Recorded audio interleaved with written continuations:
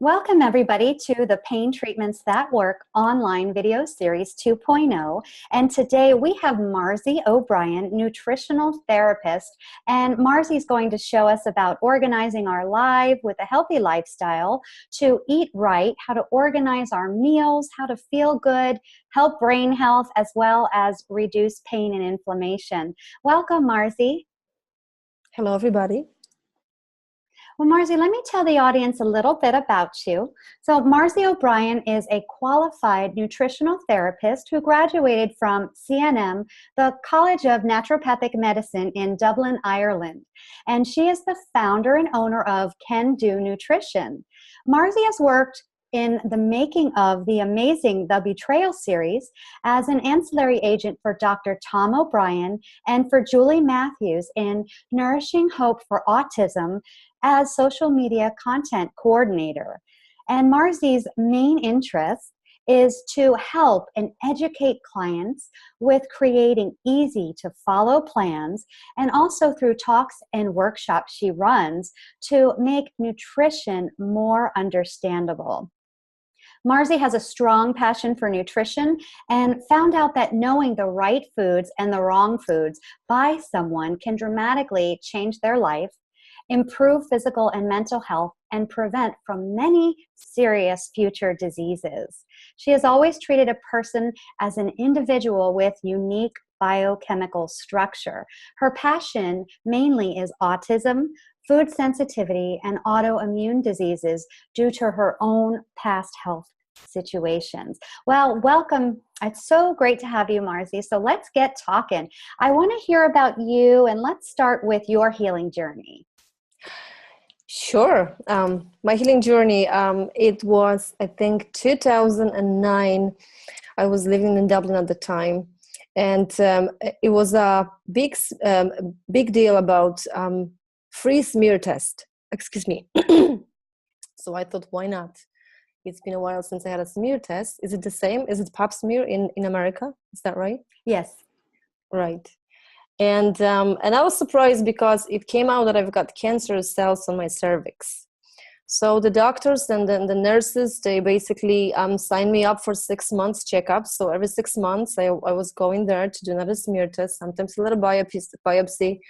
And they were kind of surprised that it's not getting any better. So they asked me questions, and they said, do you smoke? And do you take contraceptive pills? And I was saying no. So that got me thinking, because I thought, what else can have impact on my cervix, which I wouldn't even think of, cigarettes or, contraceptives. So I started asking questions. At that time, I think I was 3 years in the same on and off situation going on with my cancer cells in my cervix.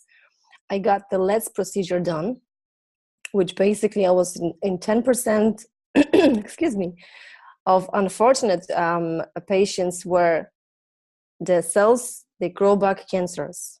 So they were like going like that. They were saying, keep an eye on it. We don't know what it is. It might get better. It wasn't. So I got asking my teachers at the time, and one of them said, get off meat, because meat is very high in antibiotics, and there's a lot of growth hormones. So if we have any fibroids, if you have any cysts or any cancer cells in our body, dairy and meat would be something that really help them grow, because there's a lot of growth hormones. So I stopped eating meat and dairy, and I wasn't really getting any better. So then I thought, maybe it's gluten, right? But I'm a baker. I love baking cakes. I love breads and stuff like that. So I was like, nah, can't be, right? Absolutely impossible. But then what happened was, I found out that my grandmother died of it. My grandmother died because of cervical cancer, and I got really scared. And I thought, this is not how I want to end up. At that time, I knew a little bit about genes, and I knew that genes are not our destiny, that we might turn them on or turn them off with the diet. So I thought, okay, I'll give it a go. I didn't do any testing at the time. I didn't check for gluten, but I just got off it. And within 6 months' time, my smear test was fine. After 7 years, my smear test was fine. And I was kind of like, oh, maybe it's going to get worse another 6 months. It was fine. Another 6 months was fine. Now it's been years and years, and I've never been healthier, right? So that was my wake-up call. I thought, wow, nutrition really works. And it really, I can say it with confidence that it saved my life.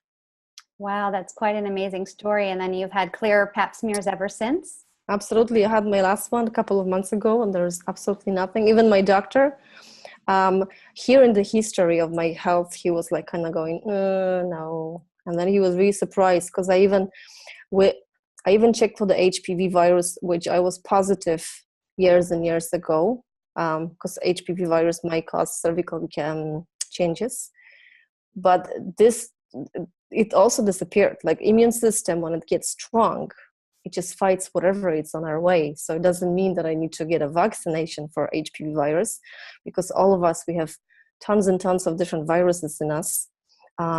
We just need to really take care of the immune system.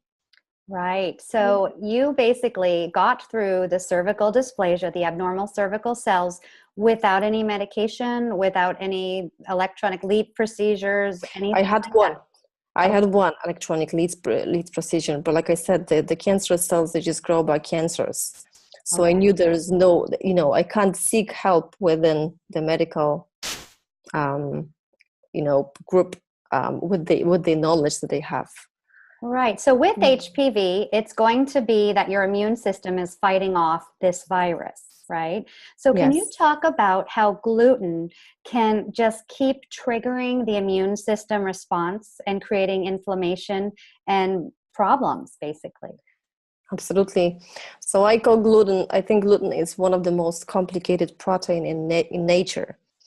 Because it's not just the one molecule, it's the whole pearl necklace, like my husband says, right? He calls the gluten the pearl necklace. So it's hundreds of little molecules glued together. And we don't have enough or the right enzymes in our stomach yet to digest it properly. So what happens when we eat gluten every single time, we cut it in smaller pieces, clumps. So you might have an 18 clump, 17, 37, 53 clumps of peptides of gluten, right? And those clumps, they get to our intestines. And my analogy for gluten is it works like a razor blade. It basically sheds and cuts our lining, our intestinal lining, right? So it heals very quickly because it heals within 3 hours. But if we eat gluten for breakfast, snack, lunch, and dinner, there is a moment in our life that we stop healing. So those cuts, they stay there permanent. And this is what we called leaky gut, right? The chronic leaky gut. So if there is little gaps in our intestines, instead of only the tiny little molecules like fats and vitamins and minerals get to our bloodstream, the bigger clumps get there. And then the armies that we have, the immune system, which we have a lot of, we've got IgM, IgE, IgA, they basically trying to protect us. They cannot recognize it, and they attack it. But it's hard for the immune system to catch molecules of gluten in our bloodstream because our blood is moving all the time. It's very fast. So the inflammation and the attack takes place basically non-stop if we eat gluten, because with every single one exposure, even accidental exposure to gluten, the immune system is firing up and it's working, protecting us for 3 to 6 months, but it also attacks us because it's a chaos, right? So whatever you said how many 3 to 6 months? So one bite of gluten could lead an inflammatory response for 3 to 6 months? Absolutely. And I've recognized that I had joint pain, right? Now if I accidentally get some gluten, because of course we travel, we go out, people don't pay attention. They say, of course, it's gluten-free, but it's not, right? I get joint pain, right? My knees, it's acting up, and my wrist is acting up, and my hands are a little swollen. So I know exactly that this is, I probably got gluten, or I probably got some dairy in my food. Right. Yes. And So I have that experience myself because I had such a major trauma with several broken bones, still have a broken bone to this day. And I feel yeah, my immune system's always going to be working to heal. Why would yeah, I want to put something that's going to cause my immune system to go into fix it mode and tax it, make it work harder? And so exactly. I do recommend gluten free for most of my clients. And I do get a lot of resistance. Oh I gosh, of don't want course. to be gluten free. That's ridiculous. The blood labs say that Yeah, I'm fine. But I absolutely. know Yeah. for me and my clients who then bite the bullet, and some, it literally might take them 3 years of desperation to finally rule it out, and then they get better. Absolutely. Absolutely. So we need to know that because it's very important. And people say, well, we've been eating gluten for years and years. And it's true, but we've been eating gluten for 10,000 years. So if we think about the whole human a lifetime on Earth, this 10,000 years, it's only 0.01%. So we have not developed yet to digest the gluten properly. And with all the other environmental exposures like toxins and heavy metals and viruses and bacteria and gluten, the gluten is basically something that the immune system just cannot deal with. It's just way too much. It's like the straw that broke the camel's back. And can So you this is talk about how it's changed from, like, say, the 1950s? The wheat uh, molecules, the wheat that's been grown. the wheat. It's been hybridized. It's been GMO. But I think there is a theory that if we would start eating only the ancient grains, right, then we would theoretically be able to digest it. But we haven't. We just ate the white stuff that we get in the shops, right, or donuts and stuff like that. So when we pass the oral threshold, then any other molecule of wheat in any form possible, even if it's sprouted or fermented, it's still a protein of gluten, and our immune system protects us so hard that actually it produces memory B cells to it. So in any shape or form, it's still a gluten molecule, and it's going to be attacked by the immune system, and it's going to cause inflammation. It's going to attack our own tissue, our own tissues. In my case, it was my cervical cells. In someone else's case, can be the brain, can be the eyes, can be the liver, right? It doesn't have to be, people think that they have to get the tummy, upset tummy, or some kind of, bloating and diarrhea. It's not true, actually. Even celiacs, there's only 1 every 8 celiac patient with digestion discomfort after eating gluten. So we actually don't know until we check. Mm. So, relating gluten and eating gluten to pain, when you're having an autoimmune disease, when you're having irritation and inflamed nerves, that is probably something you're eating is Yeah, causing an immune response. So that's what I want to get absolutely. to our audience to really understand, is to pay attention to what you're eating and how it Yes. makes you feel.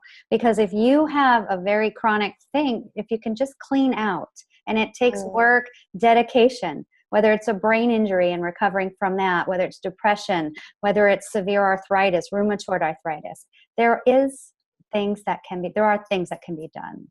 Absolutely. And diet, we keep talking about environmental exposures, and we forget that food is the main one, right? Because we put in our mouth all the time. So we What are blame some the. common ones for the American people here, that we have a lot of Americans on this summit, Uh-huh. or just everywhere? What are some common environmental toxins? I know, like, gassing up your car, can Of be toxic. course, of course. I think those and the chemicals in our beauty products and cleaning agents and plastic, right? We are surrounded with plastic. It's crazy because the more we know, it gets scary. Like I'm in Poland at the moment, so we can buy rice or millet grains in a plastic bag, which has holes in it, and instead of just pouring the rice in water and cook the rice in the water, we put the plastic bag with the rice. So it's convenient, right? Because we don't need to measure the water. We just fill up the pot with the water and then put the plastic bags with the rice, and it just, it gets nice and plump We take it out. It was okay before, it was normal, but now I'm thinking, oh my God, right? The BPA, it's crazy. It's absolutely Wow. crazy. It's way too So much, what are some especially for things we can do to combat all the plastic water bottles, leaving them in the hot sun in the cars, not ideal? not What are some ideal. No. simple strategies? Because I know as the wife of Dr. Tom O'Bryan, you live it and lead him and guide him. You guys make a great team. So what are Yeah, some things that we can share today for people to just start considering? absolutely. So of course, plastic and the heat. So I'm thinking plastic spoons, or the big kind of, when we have soup. My mom, she has plastic big. I don't know what you call it. The serving spoon, right? Mm-hmm. Plastic containers, right? Um, Putting hot food in a plastic container or microwaving food in a plastic container, like plastic and a heat, it just leaks in the food, and then we eat it, and it basically it causes so many problems. It causes hormonal problems, and all you can imagine. I'm not an expert in toxins in plastic, but I know that it's really killing us. It's way too much. Right. No, So switching to glass bottles for drinks, which they have a absolutely. lot now that are surrounded in silicone. So that Yeah, if they fall, they won't break, as well as stainless steel cookware and absolutely. spoons and things like that. Absolutely, stainless steel, and even the glass containers for storing food. They're good for freezing. Even if the lid is plastic, it's fine. Just make sure that you don't cover the food when it's hot, because when it evaporates, it forms this kind of liquid drops, right? Mm-hmm. So when they up there with the heat, of course, when they drop down on a food, we drink the BPA or whatever else, because they're trying to make this BPA free plastics now, but they replace this BPA chemical with different chemical. So it's not a good solution, right? Right. Especially coffee cups. That's what we're talking about all the time. Coffee cups and the plastic um, lid, right? It's absolutely horrible. I'm trying not to use it. It's just impossible, because when you're in a hurry, you're at the Mm-hmm. airport, you get a cup, and you can't run with it, so you gotta put it for like a little while. But just to have this awareness, just to minimize it, because to be honest, I tried to be plastic free, and it's absolutely impossible. There are people that say yes, it is, and kudos that they can do it. I found it really difficult, because you have to find a store with paper bags, right? You have to really take care of all your containers. Containers will actually have it covered in the kitchen, but it's hard when you are outside of the house. We try to have our stainless steel cups with us, so when we get a coffee, we just use our own. We just say, please, can you fill it up, right? Or tea, or Right. And if you have a serious health challenge, and I know yeah. for me, I'll do whatever it takes to overcome that. And if it does mean sacrificing and bringing Yeah, a stainless steel mug with you, then do it, absolutely. right? So if you're desperate enough to get out of pain, these are strategies we're showing you all here. Yeah. Just one little thing that you can do to feel better. An example is, I just recently learned they have glass straws. They sell glass straws They, on they Amazon. still, And they have straw cleaners, so you can reuse them. We don't think about the plastic straws that we drink out of all the time. exactly. Yeah. And the rubbish all over the place, right? Right, and the trash with it too, and it's better for our environment. Well, good. So let's talk about, because also I wanted to bring you on. One of the biggest resistance I get is, all right, I'll eat an anti-inflammatory diet, but my husband, my children, they're not on board. And how do I get my children on board? Yeah. So I brought you on so that we can help with a strategy of how to integrate and get rid of food cravings of gluten and dairy and sugar, Yes. and how to just get the Yes. whole family on board so that people who are suffering in pain can be successful. Absolutely. It's a great question. It's actually a question. Um, I think the best way is to educate. I think the best way is because recently my sister-in-law, she has been diagnosed with Hashimoto's, right? And I've been talking gluten, get off gluten, and she's trying, but she says it doesn't make any difference to my tests. And then her husband says, you're not really gluten free, because she scrapes the the breaded chicken, she just takes the bread of the chicken, then she eats the chicken, but it's still gluten on it, right? Or she has just the cream from the cake, not the cake. But as long as we need to be really fanatical about this, because even 1/8 of a thumbnail of a gluten crumb causes inflammation in our body. So it's important to separate gluten products from gluten-free products, right? So if you're going to do it and you're going to commit, I get this a lot, Yes. Marzi. Okay, I do 80-20. I do 80-20. I eat, on Fridays I can have bagels. I could have a donut. Yeah, And exactly. what do you say to that?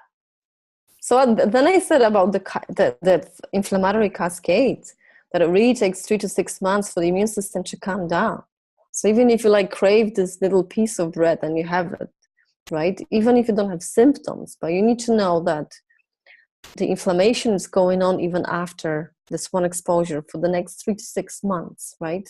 So all your efforts throughout the month, throughout the week are just going out of the window, right? So I think it's better to do it fully or not do it at all. I don't believe in Tom is always saying, you can't be a little pregnant, you can't have a little gluten, right? And it really works that way. Right. So recently my sister-in-law, she was getting really annoyed because her results are the same. She's not feeling well. She thinks that gluten, it's not the problem. And I was keep saying, I'm not the person. I'm not a big fan of testing, right? Maybe it's not really professional.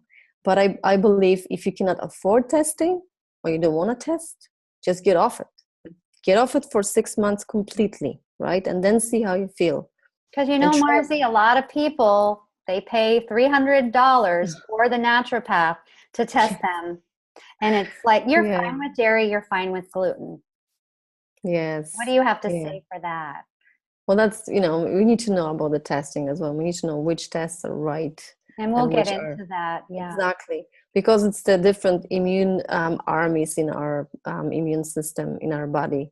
So the naturopath probably has a test just for one antibody, right? Okay. When we have 4. So if we just react with the third one and not with the first one to dairy, and we might react really highly, but this test will not show us that, right? Or let's say if we've got over 100 clumps of gluten, the common tests just check for one, for alpha gliadin, which is 37 molecular clump of gluten, right? And they just test for one clump of peptides and just one antibody. So it's just not really accurate. So I wouldn't trash those tests, but it's not a good indication for the sensitivity, for the presence of sensitivity or not. Right. It's not looking at the whole picture then. It's just getting one of the 4 antibodies. Exactly. Okay. So with my sister-in-law, she was so defiant. She was getting annoyed, right? She was really getting impatient. And I said, do the testing, right? She says, it's too expensive. I said, okay, let's do the simple one, the naturopath ones, right? I said, maybe they might indicate, but I said, I just need to warn you that if the test will show that you have no problem with gluten, you actually might have a problem with gluten. And then we might have to move on to the more expensive testing, right? So I brought her, I took finger prick, blood from finger, and I brought it myself to the lab. And I was laughing because I said, if the gluten will not come up, make sure you mark it red just for her. She needs to be off gluten, right? And what she did as well, she thought, she was advised by her doctor to check her daughter. Her daughter is 18 years old and she has absolutely no symptoms, right? She's the example of health. So when I got the results back, I was absolutely shocked because not only gluten came up, but all grains came up, all nuts came up, all possible dairy, which is cow's milk and goat's milk and sheep milk. Out of 93 products, she's reacting to 34. They're absolutely out of range. And she's the picture of perfect health at 18 years old right now. Exactly, and her daughter has very similar results. She's the she's the image of her mom, right? Genetical make. An early version, because as we age, that's when the problems start to come Absolutely. up. And they've started when we're young, right? Yes. And she was a good example because this girl, she wasn't ready for that. She's very smart and she started asking questions, right? and this is the moment. I don't believe that I would never stop eating gluten if I didn't understand why I need to stop eating gluten, right? So I believe that the knowledge is power, that the education is very important. And they are lucky in a way that they've got really similar results because they can do it together. Right. If she was on her own, if each of them, any of them would be on her own, it probably wouldn't bring the effects that they wanted, because they would just, it takes a village, right? It takes the whole family. We need to really commit, we need to understand. And the diet that they eat, it's full of vegetables, it's full of fruit, it's meat, it's fish. So it's, at the moment, it's almost like autoimmune paleo, right? And they need to basically adapt. So it's going to take time for them to adapt, not to eat flour, not to eat potatoes, right? Because they also came up really high, because they need to heal the gut. Because the gaps that I mentioned before are so severe now that not only gluten gets in, which is the biggest molecule, right? But the orange and the tomato and the dairy and the potatoes and whatever else they eat, because whatever gets through those little gaps to our bloodstream, the immune system starts attacking it, right? Okay, so let's recap. Someone eats a Yes. bite of gluten.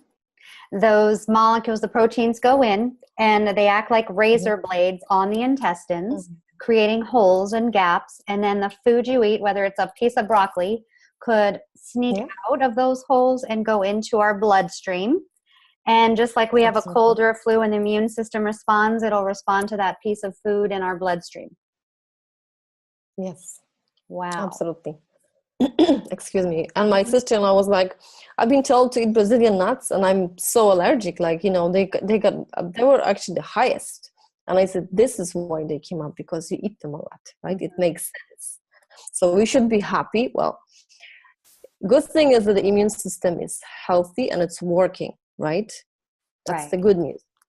And now we know what causes the overreaction of the immune system, that in my case, in case of my sister-in-law, attacks her thyroid. And once we eliminate those foods and we calm down the immune system and we heal the gut, which takes 6 months up to 1 year, depending on how what's the word? How exact you're gonna be with the recommendations, right? To be really dedicated. And it's gluten is everywhere. Even if you go to a restaurant and you order soup, well, you have to ask, did they put flour in the soup to thicken it up? Absolutely. Yeah. It is a challenge, but I think it's all in the head, really, you know. It is hard, but this is why family is so important. This is why involving every single one of the family members are so important, you know, to have a conversation at the table about what broccoli does to us, you know, why sweet potatoes are great for our eyes, or why we've got so much energy from grass-fed beef, right? Because this is what, I think this is the answer. Like, I'm trying to educate my patients. I don't tell them what to do.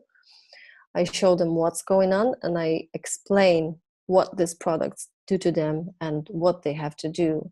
And they are on their own, right? I can guide them. I can answer the questions, but I'm not there to do this for them. So guide us then. Let's just give an example of a common person that I would see is, say, a woman in her early 50s. She's got a family. She's running to work. She's exhausted. She's stressed. She has difficult time waking up in the morning, crashes midday. She's putting on belly weight and just feels stiff and hurts all over. Where does she start, and how does she get her family on board? Because I can imagine her going to Starbucks and there are those lovely pastries. It's everywhere. Gluten and pastries and dairy, it's everywhere. So where would this person start, and how does she get her family on board? That's a very good question. It's true. It's real, right? It's real. Exactly. It's very real. It's very real. It's almost like my sister-in-law example. Plus, she doesn't like to cook, right? She's like, oh my gosh, I need to make lunch again. Again, I would say the understanding, right? And an example of a person, like let's say myself, right? where would I be if I did not follow those recommendations, which were really difficult for me at the time, right? Mm-hmm. And then think about not like, oh my God, what I cannot have, but what can I have instead, right? So if you don't have time for cooking, if you don't like cooking, right, find places where you can go out, or even get a catering for a short little while, right? Places, wherever we go, I just Google, gluten free breakfast places or lunch places and stuff like that. And if they do cook, it's all about replacement. So if they use a lot of wheat flour, just buy different kinds of flour, right? Buy corn flour, maybe not the best example of corn flour, but rice flour or tapioca, whatever they there's so many, there's so many different. Mm-hmm. I have found that there is nothing that you can't make gluten-free. Yes, At this absolutely. point, there's nothing. And not to say, though, that gluten-free products aren't always the best. Gluten-free bread, sometimes if you're getting an unhealthy brand, or gluten-free cookies, they're still junk food, right? We want to be as close to whole foods as possible. Yes. Yes. And they need to think about, I think, because those moms, they usually forget about themselves, right? Mm-hmm.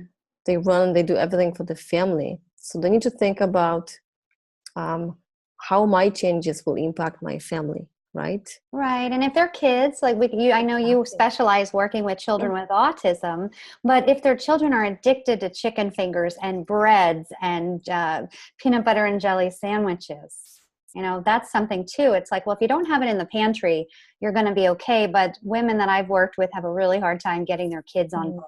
And I definitely would like to pick your brain is how to get the whole family involved in this. And if you have any cookbooks that you like that you'd recommend, or websites too for recipes.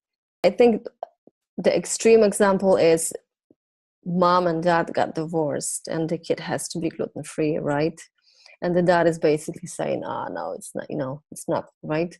So in this case, I would write a letter, or I would just talk to the dad if I can, right? If I may. It's again about education. First of all, you mentioned it's the first step to get the stuff out of the house, right? If they really like the chicken fingers or whatever, there's also gluten-free options. You can actually get them gluten-free, right? Mm-hmm.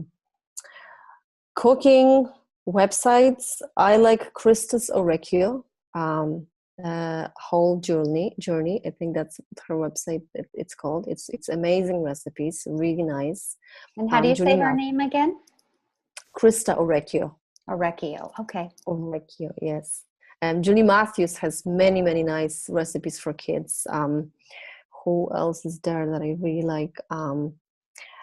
There's Amelia Fear, if I'm not mistaken. She's from England, but I love her cooking because as much as I love cooking, I don't like to spend more than 30 minutes in the kitchen, right? And I actually don't really like to follow recipes, thoroughly. I would just open my fridge, see what's in there, just get it out, put some spices on it, and just, put on a table. Mm-hmm. So she has many nice, tasty, easy recipes for the whole family. I think, because I live abroad. I used to live in Dublin. Now I live in US. My nephew and my niece, they're 13 and 18. I talk about food all the time, right? And they listen. They implement. They would make some special dishes for me when I come over, because they know how important this is for me. So I think just the mindset, just if we think of how important it is and how it's going to change our families, they're going to follow, right? It's not going to happen overnight.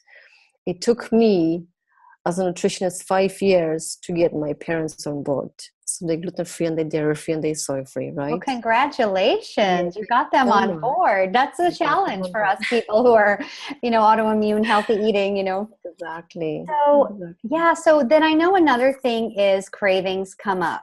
And so you might be out at a function and you just see the cookies sitting there. How can people fight their cravings for these breads and carbs? Because usually you're kind of starving by that point, hypoglycemic. Maybe you hadn't eaten enough that day. That's when you really have a hard time saying no to these foods. Absolutely. So one thing is my way of dealing with this. I have a full bag of food with me all the time at any time, right? What do you carry in that bag? This So is I would great have, for plane trips too, sure, right? Plane trips, absolutely. car trips. Yes, totally. I would have some crackers, some gluten-free crackers with a lot of seeds, like chia seeds and lean seeds, and I would always have my nuts. Um, I bought nice, really tasty nuts with spices, which are really good, and they're gluten-free. I would have my chocolate. I always carry dark chocolate, good quality dark chocolate. What else do I have there? I'm a sucker for halva. I don't know, do you know it? But it's made of tahini. It's super sweet, but I would just have a little bit, right? I like to carry carrots and stuff like that because they're hard. We can just have them in a little glass container or the stainless steel container with us. So this is what would keep me going. And bananas, because they're easy, right? We can get them anywhere. Absolutely. And the second thing is, they call me fanatic, right? I would really avoid conventions when there's food, that I cannot eat. So if we go to functional medicine conventions, I'm feeling like I'm in heaven because every single snack I can see, I can have, right? Funny enough, I went to the Mindshare Summit this year from JJ Virgin, and all the food was so healthily prepared. I was there from Thursday to Sunday. I lost weight. The eggs were cooked in coconut oil. We had eggs and bacon and fruit for breakfast. Lunch was either a fish or a meat dish, tons of vegetables galore. And I was always eating, and I literally lost weight, and I feel great, and I'm lean just from eating that way. And it was so beautiful to be someplace that you didn't have to worry about what you were going to eat. Exactly. And to show you a difference, we went to Germany a couple of years ago, and there was autoimmune convention with doctors. I was petrified. There was really almost nothing that we could have. I'm thinking pretzels and beer when I think of Germany. Oh my God, yes. And a bunch of doctors, and they, God love them. They've got no idea, right? So those muffins and those like sauces and the gravies and stuff like that. It was absolutely. I have nothing against the gravy. I just have a lot against the gluten in the gravy, right? Because I'm a big fan of fat. I drink coffee with butter, right? And I actually use tons and tons of coconut oil and ghee in my cooking. What we're trying to avoid is the sugar, especially processed sugar. And if we eat fruit, it's never dried fruit. It's fresh fruit, and it's mostly berries because they are really low in sugar. Because sugar Let's talk about sugar. I want you to scare us a bit, okay? A lot of people that have a bad shoulder, bad back, bad knees, they're hurting. Why is sugar one of the most must-stop foods? Yeah, because it's super inflammatory. Like it's the number one food that's really causing a lot of inflammation, right? We need magnesium. Let's say if we are in pain, if we've got muscle pain, if we've got joint pain, if we've got headaches, right? We really lack magnesium, and magnesium it's available in whole food products when we eat a lot of vegetables and green leafy vegetables and nuts and seeds. But if we don't, we're really lacking magnesium. And then we've got the sugar, which is very easy to get, right? The most dangerous sugar is the one in a liquid form, the sodas and the juices. Even if it's like a natural juice, it's still sugar, right? Looking at labels, right? Yes. Let's talk about the recommended grams of sugars per day and how to read a label. Because most beverages that have a flavor and are sweet have tons of sugar, and carbohydrates, which just kind of make us fat. Absolutely. Talk about that. How to read those labels. I actually don't remember the measurement for sugar in grams, But I I know think that it's it's about about, 25 grams. Have I you think heard it's that? something about 25 grams exactly. I think it's about 4 tablespoons of sugar a day, right? So this is what we're supposed to have. And this is what we can, but this is all in form, in fruit form, let's say, right? If we have a piece of fruit with fiber and with vitamins and with enzymes, not, let's say, a spoon of sugar, because, you know, even though it's gonna keep us within the range, but the form of the sugar is also The very type. important. So white sugar versus Absolutely. cane sugar, honey, Absolutely. stevia, Yes, agave nectar. exactly. And coming back to the magnesium, for our bodies to digest 1 molecule of sugar, we need 57 molecules of magnesium. Interesting. Right. So how we can, you know what I mean, how we can function, how we can sleep, how we can be relaxed, right? How we can keep our moods at bay if we take sugar for pretty much for energy, because I believe there's why in everything. So if we need sugar, there is either bacterial infection or yeast infection because they thrive on sugar, or there could be basically not enough protein in our diet or just not enough food in general, right? Because I love food. I always say eat, and I would never say eat less or don't eat it, right? I never count calories. I don't even believe in calories. Mhm. Right? But if we need sugar, that means that there's something wrong with our body. The body needs something. If But we're the body, craving sugar. exactly, because sugar is a quick fix. It gives us energy for a little while, right? Mhm. Gets our sugar blood levels up, and but then we crash. And then we need sugar again because it's this crazy spiral going on. So we need to know why is it going on, right? So it's Mhm. good to check for bacterial infections. It's good to check for yeast infections in our body, right?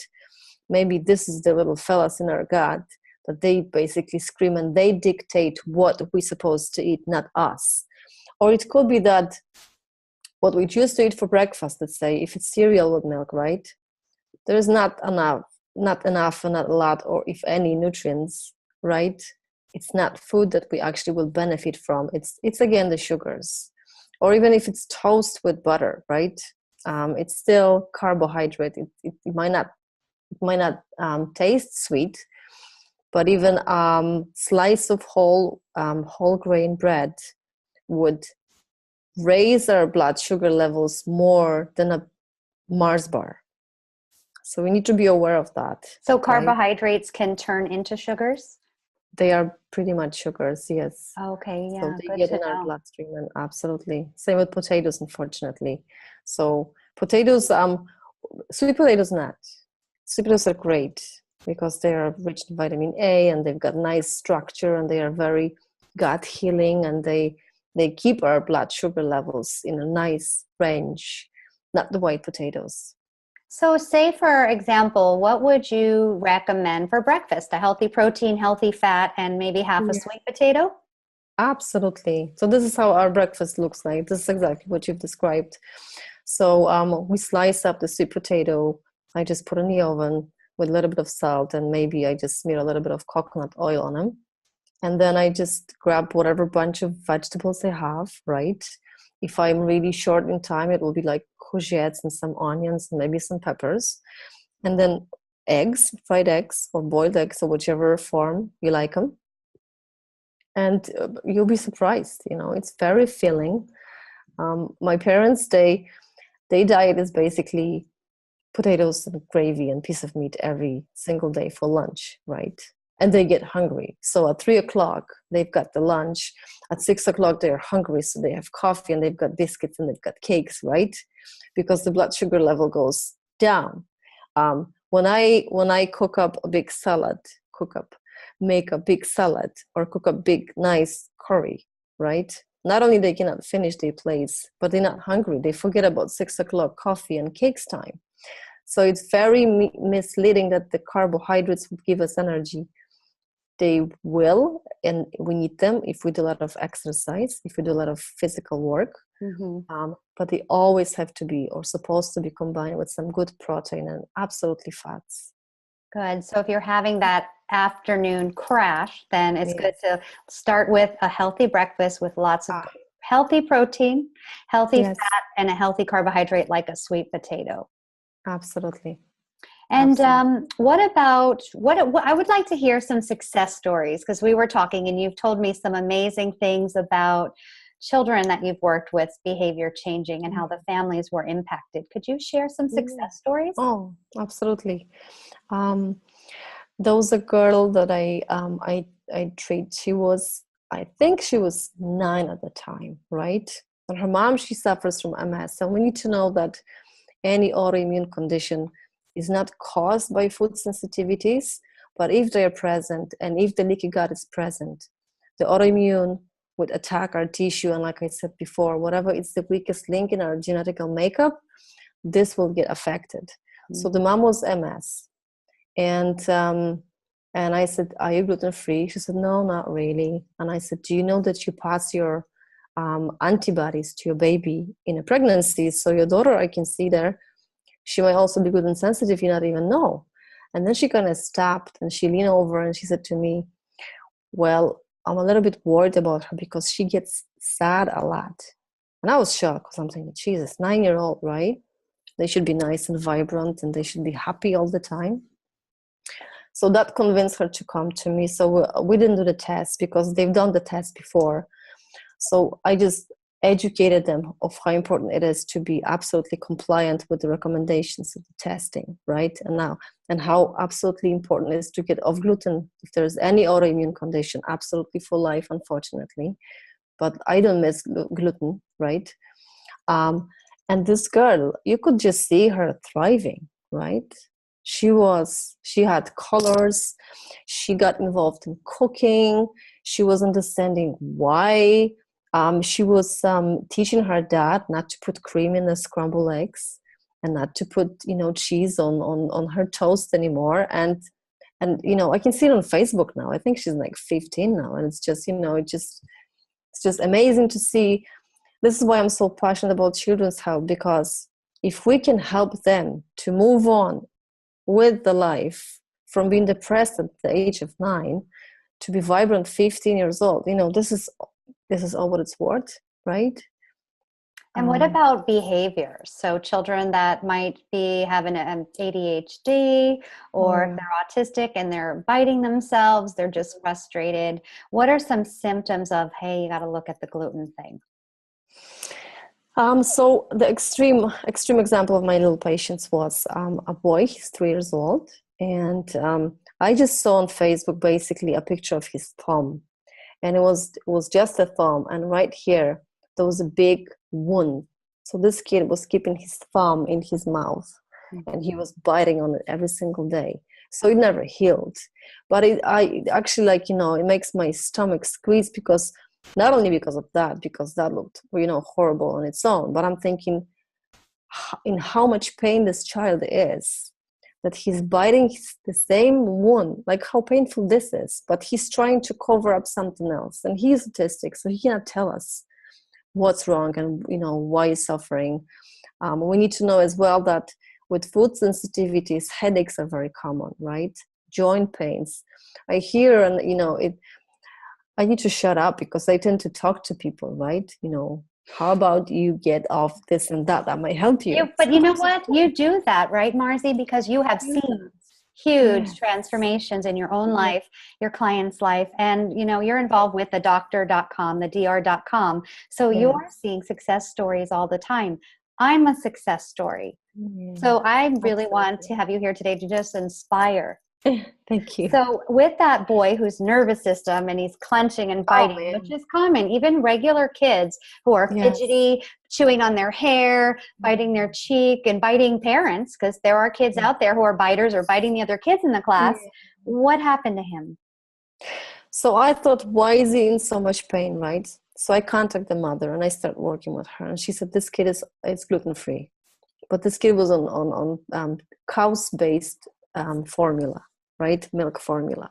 So I thought it must be dairy, because he was actually not eating anything else. He was just having this milk formula with some kind of thickener. I don't know, was it corn or something like that? Hypoallergic powder or something like that. So I was terrified because he was 3 years old, and he has a body weight of 1.5 year old. So it's not only the physical development, it's not moving forward, but also the mental and the brain neurons are not formed Right, and properly. better for learning too, right? Absolutely. Whether So they I'm have a thinking, severe challenge of yeah, autism or mental retardation, cognitive delays, learning challenges, there is a way to up level and get better. totally, absolutely. So what I think about when I see children like that, I'm thinking, why they're not eating? Why is he not eating any foods, right? And why is he in pain? So it's probably whatever he is eating causing the pain, because there is nothing else coming in, right? I've asked her about the creams. I've asked her what cosmetics she uses, and she was absolutely natural. I've asked her about the water, because I always ask, if it comes to autistic kids, do you drink the tap water? Unfortunately, in Ireland or in US, we've got fluoride in water, which I'm absolutely against. And we can see great improvements after just changing the water to a good source of water without the fluoride, right? Mm-hmm. Because it's another environmental chemical that gets in our body. It is a chemical, They keep saying that it's not, but it is. So I got him off this milk. And within a month, this kid was never smiling. He was never looking in the eyes. He was never making any noise. People didn't exist to him. He was never sitting or walking because he was too weak, basically, to keep up. But after a month, she sent me a video, and he was sitting on his little bum and reaching out to his mom and trying to get closer. So he would just like move his little bum closer to her, and he was looking at her. And she was going, come on, come a little closer. And he was there, and then she lifts him up. But she said that never, ever happened before. After 3 years old, only with the elimination of the milk, because the gut is so severely leaky that no nutrients would even get absorbed. So we need to heal the gut first. So the elimination is the first step, right? But if the kid eats normally, first of all, when I'm thinking about behavior, is the sugar, right? Because it's not only the sugar, it's a toxic. It's toxic for the body, but because it feeds the bad bacteria also they produce toxins in our body, right? And the body and the brain are one. We're not separate. We might go to different doctor because we have headache, and different doctor because we have a shoulder pain. But this is the whole thing. This is just one piece. So we can't separate different parts of the body from themselves, so from each other.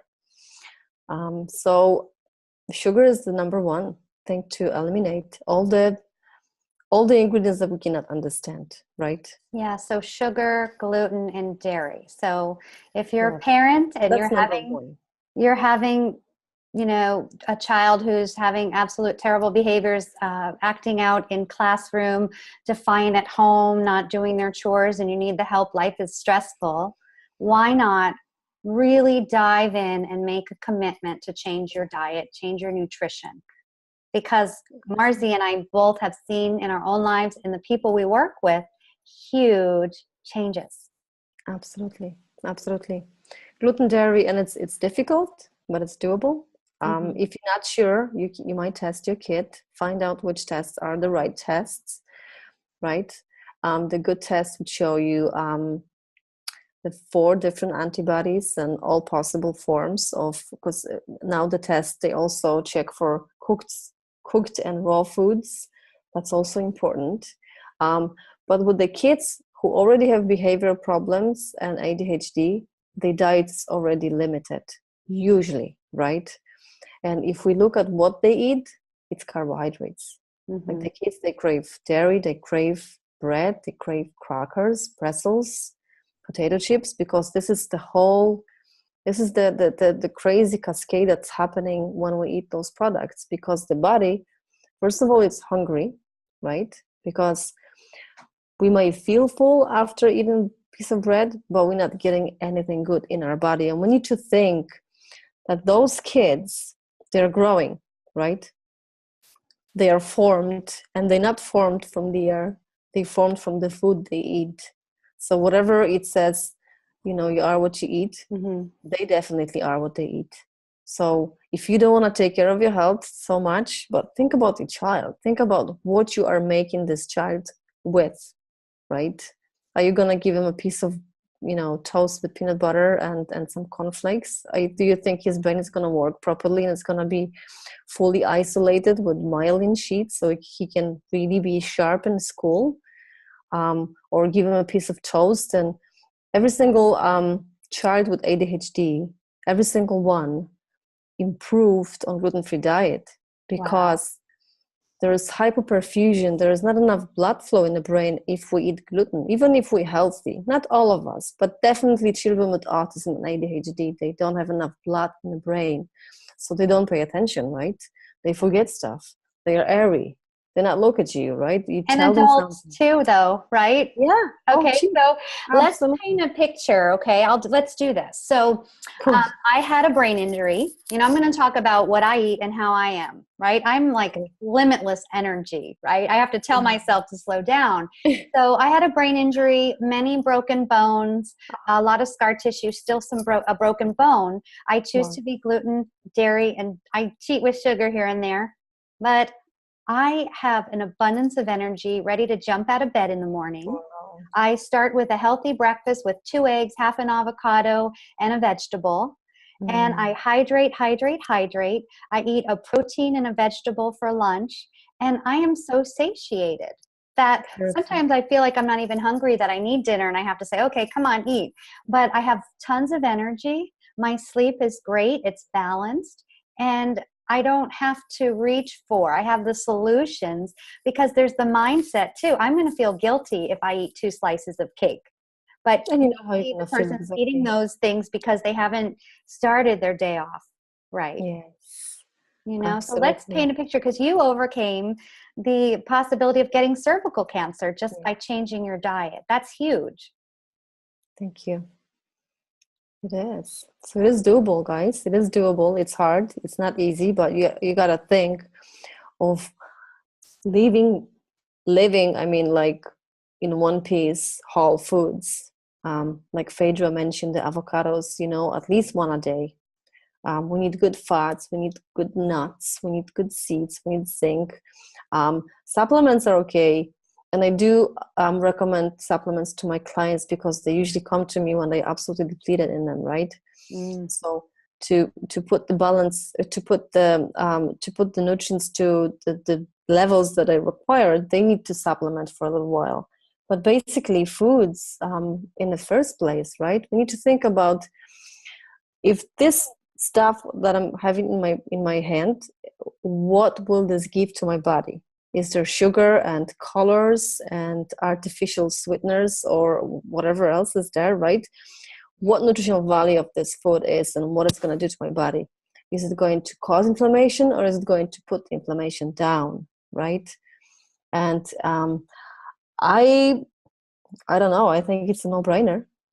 Right. And, we're here to help, so they could reach out to us. We've Absolutely. lived it. There's groups everywhere on Facebook, on the internet, where you can get support, especially Totally. if you're breaking down where, oh, my husband doesn't want to support this. It's really frustrating. It's just commitment. And what would you say, 30 days at least? What is Oh your, yeah, what I has would your say 30 experience days. been? Yeah, my not really secret theory is that the whole changeover, right? Especially if we don't have any, let's say, physical symptoms, um, like let's say upset stomach and stuff like that. I'm one of the lucky ones, I always say, because I feel right away if I eat something that it doesn't agree with me, right? But there's so many of you that you don't even feel that, let's say, this piece of bread or this, sip of milk might cause so much inflammation in my body, that this is why I get sick. This is why I feel like I feel. Um, but what was I saying before? Well, just about, reaching out, getting off these foods that Yes. you couldn't do it. Even if it's going to going to buy coffee So, in the morning, yes, they ask for a milk alternative. Absolutely. But being in Absolutely. touch with, because I think that's part of the problem, is a lot of us are so busy in our heads that we're not in touch with our body. And we only Absolutely. get in touch with our body when it's screaming, there's a problem. Your blood labs come back poor, and you have high cholesterol, and you're fatigued, and now you're having thyroid problems. But really Absolutely. just to start to tune in, and whether you hold that object and if you feel good about Got eating it. it, Exactly. That's what I was talking about. versus Wow. guilt of shame of I Absolutely. shouldn't be eating this. And really starting your day off right with the right meal Absolutely. and train. Absolutely. And sometimes, I think the kiddo has to be hungry. They go off, they'll eventually eat, especially with working with children with autism. Sometimes, we just have to let them be healthy hungry. So they'll eat the healthy food that's there. Yes, exactly. Exactly. And But it's don't give always up. good to start. Exactly. Don't give up. Start from yourself. Learn about nutrition. Look for functional practitioners, because there's so many dietitians around, and they do a great job. But we need to think about our body as a really individuals. Every single body is different. We've got different needs. But learn about nutrition. See what works for you. Ask questions. Like Phaedra said, there's so many Facebook pages and websites. That I know what I was talking about. I know it now. You asked me how long. So I think it's not about 30 days, right? Although I believe within 30 days, you're going to feel absolutely magnificent.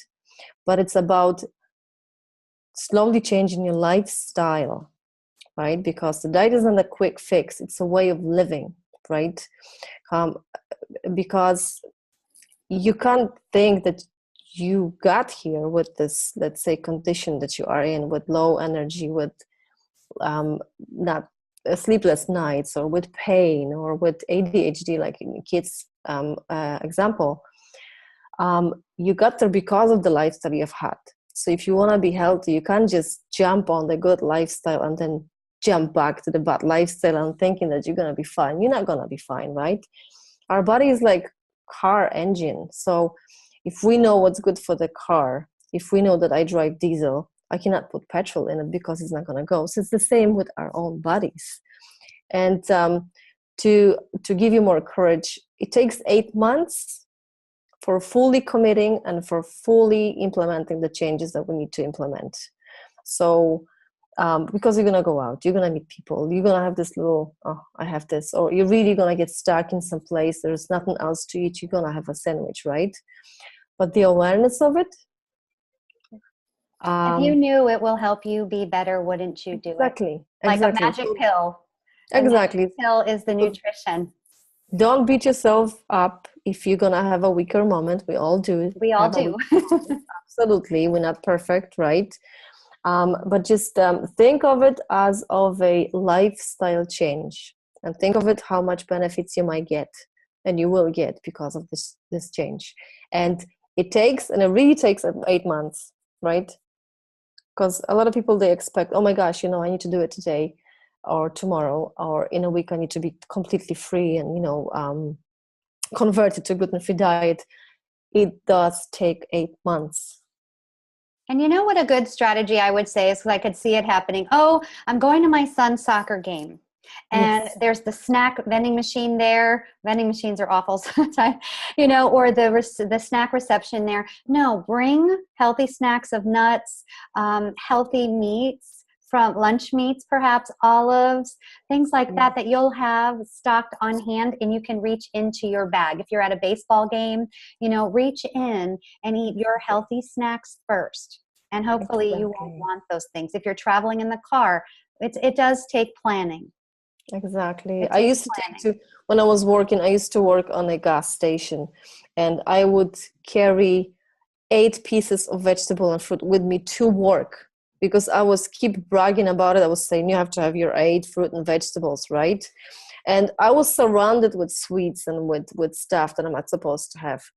And I would have, like you say, this apple or this carrot or this piece of, pepper with me, and I wouldn't be hungry, right? And gradually I would just really, you get better skin, you get better hair, you get better nails, and sorry, and you don't crave this stuff anymore, because your body says, oh my gosh, I'm finally getting my nutrients, I'm finally getting my gasoline or my diesel, whatever it runs on. I don't need this stuff anymore, right? This quick Right. fixes. And great. So we're here to help. Coaching helps to not Mm. be alone in this, right? Yeah. To have us in your ear. So Marzi, tell us how the audience can get in touch with you, and you have a free gift to offer. So can you talk about that? Sure. So my website is Can Do Nutrition. I also have a Facebook page with the same name, Can Do Nutrition. So please stop by and like and see what's in there. I'm always there I answering like it. questions. So Can Do Nutrition.com, Can Do Nutrition, yes. because they can do it. Exactly. You Great. can. And my free gift, it's a simple brain tips. So it's simple changes that we can implement, because it's so much that we can think of, or we must think of. So just to give you like a startup guide, it's a little points that it's good to follow to improve your brain health and your overall health. So it's a little gift from me, a little guide to how to start to be healthy, how to start to change your lifestyle. And Marzi is also an expert in working with children. Yes. So if you are struggling with a child with behavioral issues, autistic issues, reach out to Marzi. She's the one to go to. Yes. So, wonderful talking I'll to be you honored. today. Thank you so You've much. been such a great guest to talk about how it is possible, and Yes. just showing those examples of how your life has changed, your family's life has changed. So thank you so much, Marzi. Thank you so much, Phaedra. It's a pleasure to be here. Okay. Thank you.